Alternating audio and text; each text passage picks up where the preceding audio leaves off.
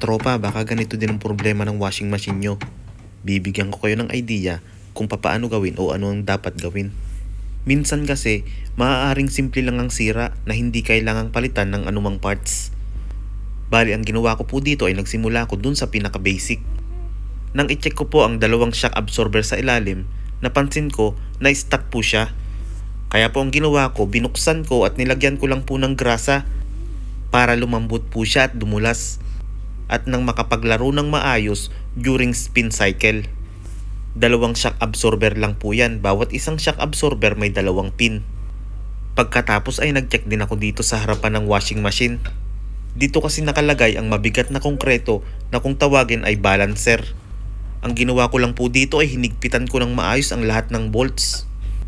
May pagkakataong kasing nagbabibrate ng dahil dito. Nang mahigpitan ko na ng maayos ay kinabit ko na ulit ang door rubber. Dapat ay maayos ang pagkakakabit para hindi mag-leak. At si Jasper naman ang nagkabit ng PCB board cover. Ang brand po ng washing machine na ito ay Panasonic. At karamihan sa mga tornilyo niya ay kailangan gamitan ng hex key Allen wrench para maghigpit at magluwag. Buti na lang ay meron din kaming dala dahil kung hindi namin mababaklas. At ito na nga ang naging resulta ng aming pagkagawa.